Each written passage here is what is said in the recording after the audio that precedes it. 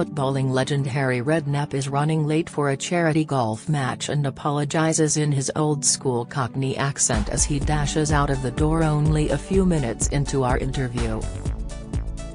His wife, Sandra, is left holding the fort at their new eco-mansion in the leafy city of Poole. "I like it when he goes to his golf," says Sandra, unfazed as she closes the door softly behind him. "And he never interferes if I want to go out. I'm happy if he's happy. At home, he's always in one room watching racing and I'm in the other room watching my soaps.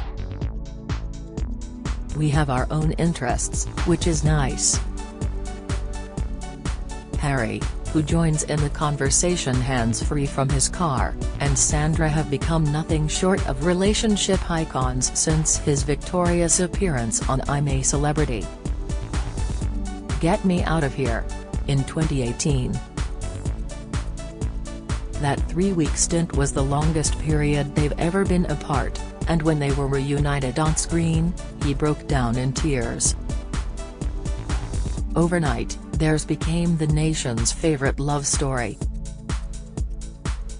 The couple, who married in 1967, have 2 sons, Mark, 52, a property developer, and Jamie, 49, a footballer-turned-pundit, and 8 grandchildren. To this day, Harry, 75, and Sandra never fight, even when he drove over her foot. In their new joint autobiography, When Harry Met Sandra, the pair relive their low-key wedding, Sandra's devastating miscarriage and the 1990 Italian car crash in which Harry was feared dead. Sandra, 74, also opens up for the first time about the heartbreaking loss of her beloved twin sister, Pat, the mother of former Chelsea star Frank Lampard. Here, Harry and Sandra talk about their life together and why they're still devoted to each other 5 decades in.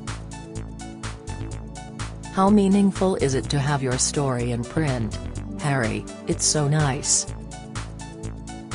The grandchildren will be able to read about it in years to come. You talk openly about the challenges of parenting 2 boys.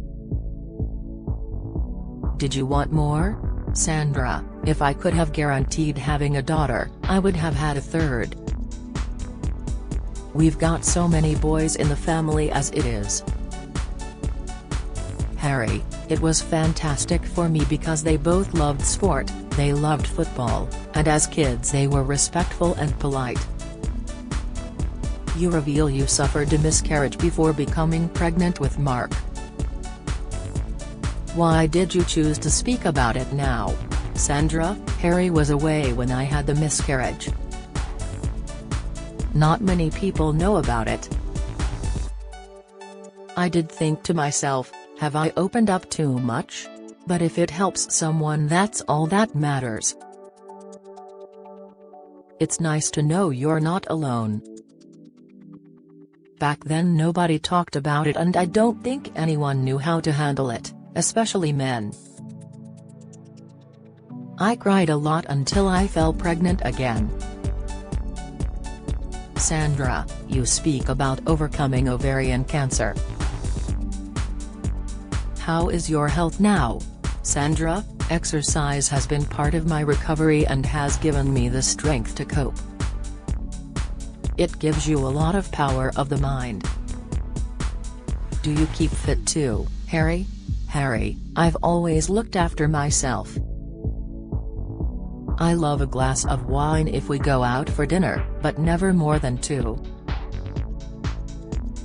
I used to go out drinking with the boys back in the day, but I haven't been in a pub for over 40 years and I've never drunk a beer in my life. I like golf and walking my dog. Sandra, you admit being married to a footballer had its downsides. What were they? Sandra, if they won at the weekend, it was marvelous. If they lost at the weekend, it was awful. I'd say it's worse being a manager's wife because Harry had all the supporters on his shoulders and a lot more responsibility. Harry, you broke down when you were reunited with Sandra after I'm a Celebrity. Although you say you're not someone who shows emotion. Are you more in touch with your feelings now? Harry, yes, probably. I'm a softie really. I cry about bad things happening to people who have lost their husbands or wives. I get very emotional about it. But I'm really old school. You know, I loved my mum to absolute bits, but I can't remember ever kissing her. I still shake hands with women. I don't kiss them on the cheek. How hands-on are you as grandparents? Harry, we don't get to spend as much time with them as we'd like, as they're in London and we're in Poole. It's a 2.5-hour journey. But we're going to see Raphael, Jamie's baby son, next week. Do you think Jamie and his wife, Frida, will have another child? Sandra, I don't think so now. She's already got 4. Is Raphael likely to grow up to be a footballer? Harry, I don't know. People say it's in the genes. It's amazing how Sandra and Pat, 2 sisters, both had sons, Jamie Redknapp and Frank Lampard, who played for England, but it's very unusual. There are very few footballers who have sons who have actually become footballers. You criticize the culture of flashy footballers, Harry. What is it like now? Harry, the people I look up to are the Harry Kanes of this world. He's a family man and gets on with it.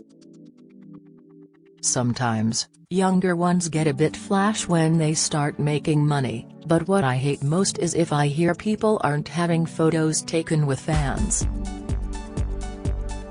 I used to make the players from West Ham sign autographs for everybody after training.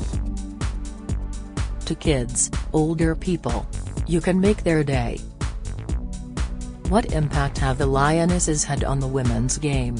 Harry, they've been amazing. I loved watching it, there was a feel-good factor all around the country. The standard was amazing. Harry, you've had your fair share of abuse in football, but said the worst incident was when someone said they hoped your wife got cancer. How did you deal with that? Harry, I'd left Portsmouth and had gone to Southampton. I fell out with the directors and got loads of abuse, but 1 or 2 phone calls were way over the top. You can only feel sorry for people who say things like that. Now, I don't go online. My granddaughter, Molly, does my Instagram. I don't understand it. Sandra, I only heard about that when Harry was talking about it for the book. It's not nice for him to have to tell me. Nobody likes hearing bad things about yourself. That was one thing I worried about doing the book, people like us. So will it change their views? Sandra, Ed Sheeran once stopped you to ask for a photo. Sandra, that was quite funny. It was at Frank and Christine's, Lampard, wedding. He said, I've just seen you on Mr. and Mrs. on the telly. He keeps in touch with Frank, he played at his wedding. He's a nice person. He is quiet and keeps out of the limelight. You were invited to take part in the finale of the late Queen's Platinum Jubilee celebrations. What did that mean to you? Harry, I got a phone call asking if we'd like to attend, and we saw the Queen when she came on the balcony. It means even more now with what's happened. She was such a fantastic lady. How will you be celebrating your 55th wedding anniversary next year? Harry, we'll probably go on holiday, just the 2 of us. We're not party people. What does a date night look like for you? Harry, we go out for dinner 2 or 3 times a week. We might go out for a pizza or a bit of pasta. We're not going out to posh restaurants, we love fish and chips. You've never gone to bed on an argument. Sandra, yes.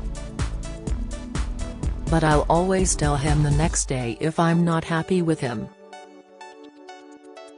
Harry, we've never gone to bed and not spoken. It's rare we row. I haven't been a football manager and survived all those years without being able to take care of myself in an argument. But if I do, she'll go, calm down, look at you. And I'll go, oh yeah, okay. Sandra, how have you found life in the spotlight?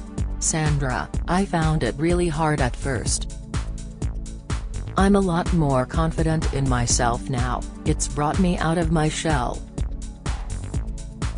Harry, she never used to be able to walk into a restaurant first. She's never wanted to be in the limelight. Harry, what is it about Sandra that you love most of all? Harry, everything, absolutely everything. I really do love her to bits, I can't tell you. If I'm out and playing golf, I'll ring her halfway around. I couldn't be without her, I dread to think. When Harry Met Sandra is out on Thursday, September 29, £20, published by Mirror Books.